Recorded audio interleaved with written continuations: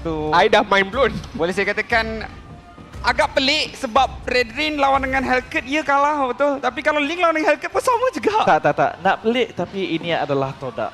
Dan saya lebih gemar untuk melihat pergaduhan di antara kedua assassin Hellcat dan juga Link. Selaku Roma punya player, saya beranggapan semua hero boleh bawa sebagai Roma. Janji bawa Petrify. Janji bawa kasut roh. Janji bawa kasut roh. Alright, Moon. Combo Angela dengan juga Link mampukah membantu pasukan Todak untuk match yang kedua kali ini?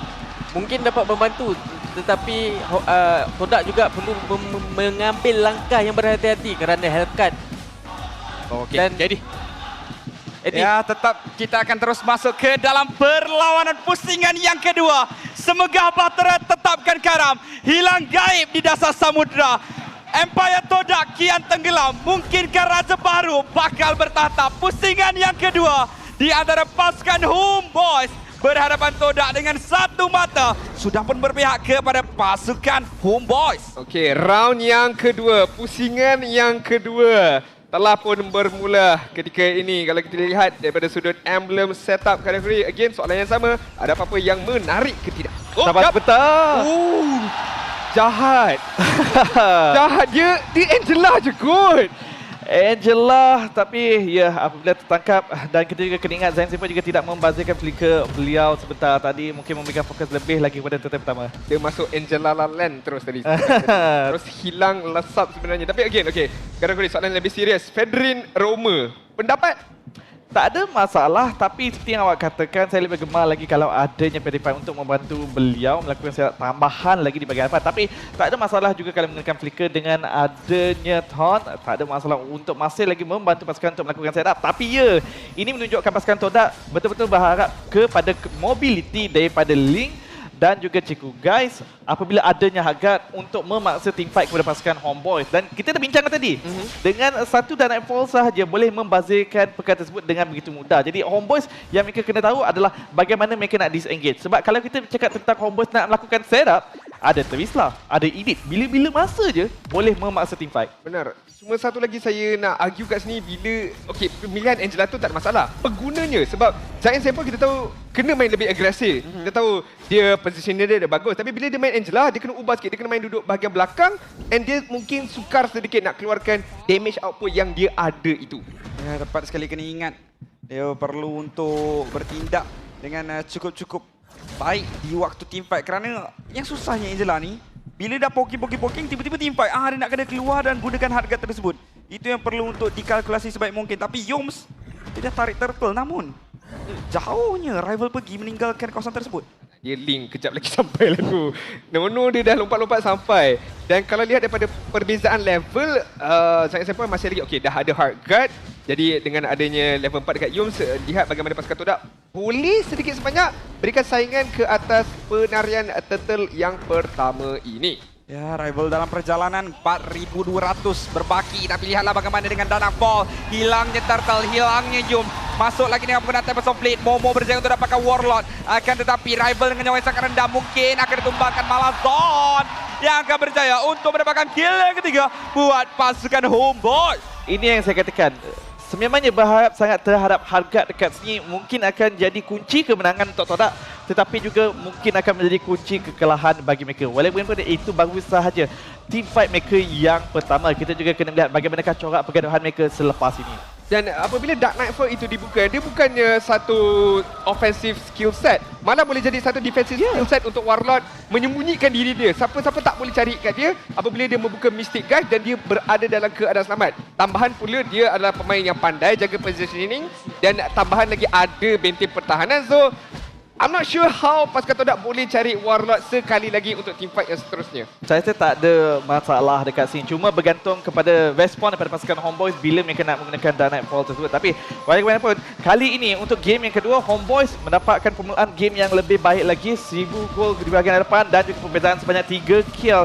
Ini menyebabkan serangan Todak pada fasa awal game tidak menjadi. Terutamanya apabila mereka telah pun berjaya untuk menjatuhkan Angela dengan lebih awal lagi. Macam mana ni Adin? Moon kata lawan dengan Homeboys kena menang early game. Dan pusingan sebentar tadi mereka menang early game. Kali ini early game lagi sudah pun berjaya untuk dipegang oleh Homeboys. Untuk kali ini early game mereka bukanlah saya kata kena lupakan, tapi mungkin lebih fokus kepada arah late game mereka. Itu salah satu way out mereka. Mereka ada Link, mereka ada Iritel, mereka adanya Angela. Untuk early game ini, apa yang mereka boleh lakukan, mereka akan terasa luka itu, tapi luka tu tak boleh dibesarkan lagi dengan kesilapan-kesilapan yang boleh mengakibatkan pasukan Homeboys tambah lagi dominasi mereka. Todak sekarang ni kalau mereka nak mendapatkan kelebihan pada fasa early game, mereka kena mencari lubang. Hero manakah, siapakah yang akan tertinggal oleh pasukan Homeboys untuk mereka mengutipnya. Tapi kalau kita melihat kerjasama daripada pasukan Homeboys sekarang ini, sedikit sukar untuk melihat perkara tersebut berlaku dengan begitu mudah. Dan sekarang ini, turtle yang kedua. Adakah cerita yang sama akan berlaku sekali lagi? Ya, percubaan untuk mendapatkan Yums terlebih dahulu dan Apple hilang sekali lagi Yums. Walaupun ada Prison Ram, tapi Rival cubaan untuk dapatkan Warlord. Dengan penggunaan Tempest of Blade dan tak ada flicker untuk Warlord, Rival berjaya untuk dapatkan kill ke atas main tersebut. Akhirnya ada cubaan yang berhasil daripada Todak walaupun terkorban Yums sebentar tadi. Saya bertanggapan Dark Nightfall itu mampu menyelamatkan Warlord, tapi bijak untuk Rival sabar, tunggu saat yang sesuai untuk masuk dan menggunakan ultimate-nya. Tapi pergaduhan belum berakhir. Turtle masih belum lagi dimiliki oleh mana-mana pihak ketika ini. Ya, tepat sekali tapi akhirnya Chibi akan memiliki turtle dengan retribution yang baik. Momo melepaskan tumbukan dan sekarang ini Momo akan ditumbangkan. Rival tadi tak ada retribution pun sebenarnya. Ya, tidak sempat untuk melakukan kontes sebenarnya dan mungkin sedikit berbahaya, tapi walaupun ini sekali lagi menambahkan lagi jarak untuk pasukan Homeboys di bahagian hadapan.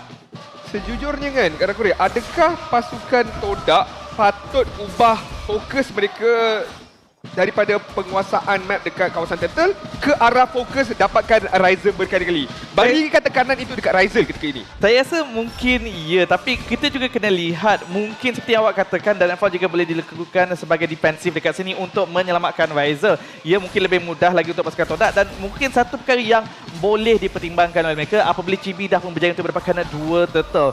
Dua serangan mereka, kontes terhadap turtle telah pun digagalkan. Secara keseluruhan, gol dimiliki oleh pasukan Homeboys. Tapi sabar sebentar, Ciku guys. Oh, bergerak dengan cukup-cukup agresif. 1 lawan dengan 4. Rival datang memberikan bantuan. Ada hardcut tapi Ciku akan berjaya untuk menyelamatkan diri beliau. Tapi Zon akan menumbangkan Ciku guys. Walaupun ada hardcut, masih lagi berjaya. Zon akan membayar dengan nyawanya sendiri mungkin. Yums, Aperson Ram menamatkan riwayat pemain tersebut. 3 orang terkorban untuk Ciku seorang saja. Pendek saja nak katakan sini. MVP kat situ adalah Ciku guys. Beli waktu dengan begitu banyak menyebabkan Todak dapat 3 kill in return. Hardguard bersama dengan Spins memangnya menjadi target yang cukup sukar untuk Homeboys menangkapnya sebentar tadi. Walaupun sepatutnya boleh. Tapi ini adalah Ciku guys berjaya untuk menyelamatkan diri, berjaya untuk berbangsa dan kita lihat instant replay dekat sini. Satu berhadapan dengan 4 sebenarnya tak ada masalah. Begitu yakin di bahagian hadapan. Laju dengan hardguard, dengan adanya quantum charge-nya, dengan adanya sprint dia sangat sukar untuk mengejar kepantasan movement speed yang dimiliki oleh Ciku guys. Tapi sekarang ini Homeboys dah ketahui perkara tersebut, jadi mungkin team fight yang seterusnya Homeboys akan adjust semula kalau mereka cuba untuk menangkap Ciku guys. Dan pada minit ke-8 turtle yang seterusnya akan dimulakan oleh Zon terlebih dahulu. Tapi masalahnya tadi 1 lawan dengan 4. 1 kill pun tak dapat untuk Ciku guys. Double kill pula tu untuk Yums. Zaim Sempoi sebenarnya yang dapatkan double kill tersebut. Sayang sekali. Kalau dia dapatkan mungkin boleh untuk menambahkan lagi kelebihan bagi Irital ini di fasa late game. Tapi dengan turtle yang sentiasa digenggam oleh pasukan Homeboys. Tapi Yums dimasuk ke depan. Berjaya untuk dapatkan CP dengan penggunaan energy eruption. Sempat membalas kembali dengan penggunaan penalty zone. Malah Ciku baru nak masuk dan Apple sudah pun tiada. Sekarang ini waktu mungkin untuk Ciku lakukan serangan kembali. Tapi terpaksa untuk berundur. Setelah 2 orang barisan hadapan milik pasukan Todak ditumbangkan, iaitu Yums dan juga Momo. Sakit dirasai sebenarnya sebab pasukan Todak yang mulakan gerakan tersebut untuk tangkap Chibi, tapi mereka tak berjaya untuk melengkapkan tugasan mereka dan membiarkan Homeboys berjaya untuk mendapatkan turtle, malah kutipan kill juga. Kiting yang cantik dilakukan oleh pasukan Homeboys. Kalau seperti tadi serta-merta Chibi dijatuhkan, tak adanya Dark Nightfall. Ya, situasi yang berbeza, situasi yang lebih baik untuk pasukan Todak. Tapi sekarang ni Ciku guys. Warlord hampir dapat berdaya. Apa yang sebenarnya diinginkan tadi? Cubaan agresif, tapi kali ini tiadanya bantuan Hagat dan tidak memandang hormat kepada damage keluaran Warlord, damage keluaran Riser. Bila dia ada Winter tu, bila dia beli Winter tu, tapi sabar sebentar, Zon mungkin akan dikejar ketika ini. Oh, dan Apple dibuka mencari seorang pemain rival, namun Yums hampir saja untuk ditumbangkan dan berjaya juga. CP turut tertumbang di sini. 2 orang untuk pasukan Homeboy sudah pun hilang. Tumbukan dilepaskan oleh Momo. Satu lagi lakan ke belakang. Rival kembali ke dalam team fight. Separ cuba untuk didapatkan, tapi a shatter menghalang pemain ini untuk meneruskan tusukan beliau. Sebentar tadi kita dah lihat, dia baru ada 2 item, Ice Queen 1 dan juga Winter. Tapi kalau kita tengok game sebelum, dia tak buat Winter tau. Tapi ni kena Dia tak beritahu, anticipate. ini ada link. Lagipun pada awal permulaan, pasukan Todak dah pun menunjukkan di mana mereka akan mencari Warlord terlebih dahulu. Jadi apabila dah ada Winter, adalah perlindungan sedikit untuk membeli masa sebelum mereka melakukan serangan balas. Dan saya rasa ini adalah gerakan yang cukup bijak daripada Warlord. Bijak sangat-sangat sebenarnya. Decision making untuk melengkapkan Winter sebagai item yang kedua. Dan membenarkan beliau melakukan outplay ke atas Chico sebentar tadi. And be honest, fair play dekat Chico. Dia pergi agresif, dia dapatkan target yang sesuai, iaitu Warlord. Tapi again, di outplay dengan item tersebut. Tapi secara jujurnya daripada awal lagi dia melompat ke arah 3 orang. Target dia memang nak dapatkan Warlord tu. I mean, yes, ada beberapa orang dekat depan, tapi mungkin dia bertanggapan kalau aku dapat Warlord, Hagat masuk, so sempat untuk kiting lagi.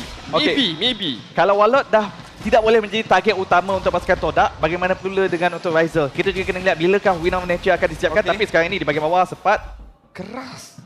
Terlalu keras. Mereka tak ada cukup damage dealer. Mereka hanya ada 2 orang pemain damage dealer, itu Chico Guys dan juga Rival. Yang mana kalau ada Blade Armor dalam permainan ini, pastinya Todak akan sedikit tumpul daripada mata serangan mereka. Dan sekarang ni CP mendapatkan lot dengan sangat-sangat mudah tanpa sebarang saingan daripada Rival yang jauh di kawasan purple buff beliau. Walaupun dia menang level 15 ni sekarang. I mean, sebab Dark Nightfall tu rakan-rakan. Dark Nightfall itu adalah sebuah skill set yang menguasai map sepenuh-penuhnya. Kita lihat, kalau tak ada Dark Nightfall, mungkin kebarangkali Rival akan masuk cubaan melakukan kontes. Tapi disebabkan Dark Nightfall tersebut, Rival pun bertanggapan, tak ada gunanya aku pergi dekat dengan Lord itu, cuba nak kontes. Mungkin tak dapat dan lebih teruk mungkin aku yang akan mati. dia boleh, tapi risiko tersebut terlalu tinggi untuk diambil disebabkan apabila gelap, rakan-rakan juga tak boleh nak memberikan bantuan. Ini akan menjadi pergerakan solo dan mungkin akan memakan diri. Jadi tak ingin melakukan kesilapan tersebut, mengambil langkah yang lebih selamat. Tetapi kalau ini terus berlaku, Homeboys boleh dikatakan setiap objektif akan mempunyai satu situasi yang cukup selesa. Benar sekali dengan kutipan gol sebanyak 2000 gol ketika ini. Tapi sabar sebentar, Rival akan dicari. Oh, Rival! Hilang terus! Melompat ke sana dan ke sini. Namun ada penghalang di tengah-tengah jalan. Tak adanya link untuk melakukan pertahanan. Apabila adanya lot, tak ada siapa untuk melakukan cutting lane dekat sini. Disebabkan itulah Momo memikul tanggungjawab di bahagian atas. Tapi ini memberikan ruang kepada pasukan Homeboys untuk melakukan serangan dengan lebih baik lagi di bahagian tengah. Di bahagian bawah, Kodak perlu melakukan pertahanan tanpa Rival. Empire mereka semakin lama. Mereka dan sebab itu juga Momo berfikir 2-3 kali kalau aku nak tumbuk Warlord ini. 1 cukup ataupun tidak. 2, dia ada Flicker, dia ada Winter, dia boleh beli waktu dengan begitu banyak sekali untuk menyelamatkan diri beliau. Manakala untuk pasukan Homeboys sekali lagi menunjukkan disiplin mereka, tidak terlalu memaksa, memberikan fokus pada menang di kawasan bola. Tapi Oh, lihatlah bagaimana tim yang sudah pun berlaku. Cubaan untuk dapatkan Rival, tapi dengan penggunaan Tempest of Blade berjaya untuk menyelamatkan diri. Tapi akhirnya dia ditumbangkan juga oleh Warlord. Percubaan untuk dia lari sebentar tadi terlalu perlahan. Heartguard memberikan armor. Tapi ini tak bermakna kalau Homeboys banyak penetration yang dimiliki oleh mereka. Dan sebab itulah kita lihat Rival, bila dia landing saja daripada Tempest of Blade, dengan sekelip mata hilang terus.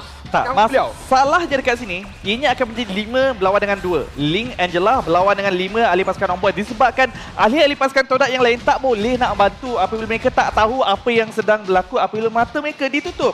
Dan ini yang menjadi masalah besar kepada pasukan Todak. Bukannya mereka tak cuba untuk menggunakan kelebihan mereka, tetapi ianya mudah dibalas mula oleh pasukan Homeboys. Dan sejujurnya rakan-rakan, saya minta maaf, saya perlu katakan ini, saya tak nampak apa keberkesanan Fedrin Roma ini. Dia tak boleh nak pergi ke hadapan seperti mana yang Karakuri cakap, mata dah dikaburi. Kalau dia pergi ke hadapan pun, Link yang ada Heartguard pun boleh ditumbangkan dengan serta-merta. Apatah lagi Fedrin yang yes, berharapkan shield dia saja, mungkin tak cukup pun nak memberikan waktu kepada pasukan Toda dan Lord yang seterusnya sekali lagi akan dimulakan oleh pasukan Homeboys. Ya, sekali lagi Lord.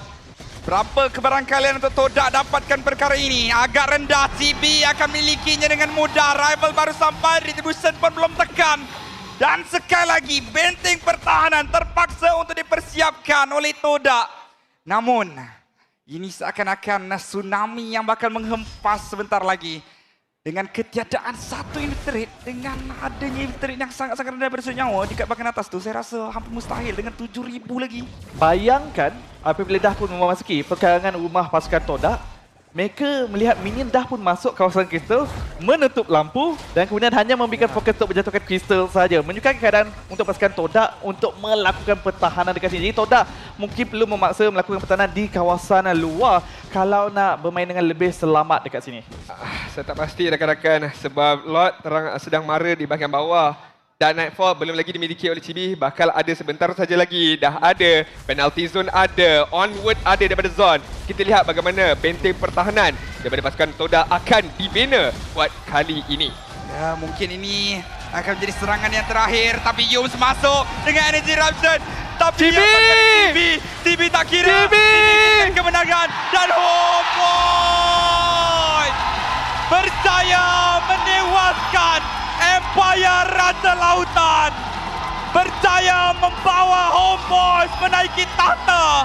Berjaya mendapatkan kemenangan dalam perlawanan yang cukup penting ini. Tiada masalah untuk Homeboys. Inilah pembaharuan yang telah dibawa oleh